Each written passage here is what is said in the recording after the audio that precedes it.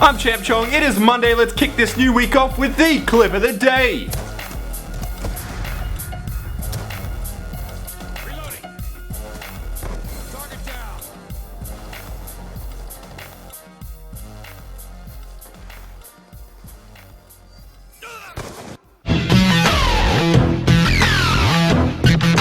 G'day guys, welcome to the Monday edition of the show where I report on the latest in gaming news. And if you do go on to enjoy today's video, please remember to staple that like button. Or you can simply just click the like button. Anyway, just before we do get to the first news report of the day, I wanted to mention that a new GTA video went up on my channel yesterday. Basically, it's a bunch of random clips put together and hopefully you guys do enjoy it. I've linked it down below. But now to our first news report of the day, which comes to us from Activision, as Dan Amrich from Activision recently started discussing how previous Call of Duty games have usually been revealed in the month of May. This made some headlines over the weekend as he did say this just 2 weeks out from the month of May. His words also sparked the talk of Modern Warfare 4, which could be the next Call of Duty title. But don't get ahead of yourselves, as all we know right now is that there is a Call of Duty game coming out later this year, which is confirmed by Activision, but we don't know the name of it just yet. Amrich also stated that they've got the new hardware from Microsoft and Sony as they're working with the PlayStation 4 and whatever the next Xbox is cooking. But he didn't state if the next Call of Duty will be on current gen systems and next gen systems. All he did say is that they've got the next gen hardware with them. As usual, I will keep you guys updated on this Modern Warfare 4 story because it is pretty interesting as the month of May is coming along. But don't get too sad if the game does end up getting a different name. It's not Modern Warfare 4 because, well, things change, and well, speaking of things changing and the word sad, which I just mentioned, yeah, sad news.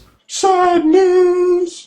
What the fuck? So I'm pretty sure that most of you guys know about the Boston bombings from last week, as it did make world headlines. Now I'm not going to touch on that news because it's not my type of thing to cover, but the thing is, this whole bomb scare situation did make its way into the gaming industry. Well, not the gaming industry itself, but the gaming scene. Last Friday in Tempe, Arizona, somebody left a box in the middle of the street. And this box, well, it looked like this. Yes, you're looking at a golden box with a question mark on it. Yep, just like from Super Mario. And when people in the street noticed this box, they called police and everybody in the surrounding area was evacuated from their homes. Bomb squads did show up to investigate the package, and eventually they found nothing because it was just a prank or a misunderstanding of some sort. Now, I totally understand the need for the bomb squad to come in because it is a potentially dangerous situation. But looking back on this now, because everybody is safe, it's actually pretty funny. Seriously, a Mario box made everybody from that area evacuate. Did they think that somebody would actually punch it and coins that would explode would come out or something? I don't know, but I don't want to get into the situation of what if. Luckily, nobody was hurt, so we can kind of laugh at this situation and yeah, just look back on it as a weird thing that happened. Anyway, that is the sad news story of the day. It's kind of weird, it's kind of sad, it's kind of funny, but now we move on over to the big news.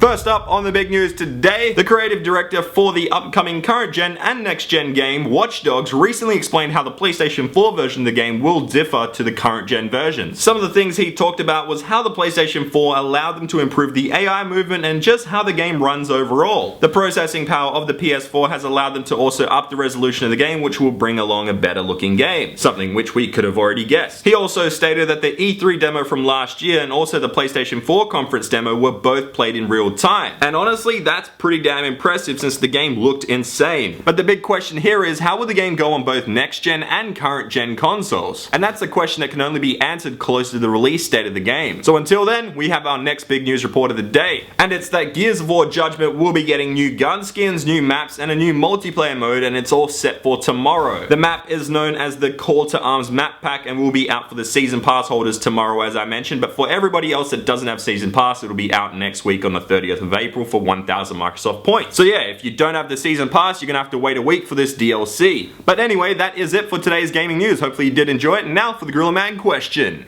Thanks, Gorilla Man. Okay guys, the question is, what is the hardest game that you've ever tried to complete or still trying to complete right now? So get creative with your answer, put it down below in the comment section. You can up on the next show, but enjoy today's video, make sure you smack that like button or staple it or click it, because I'm ChampChong, Mike's Australian. Here are the answers to Gorilla Man's previous question.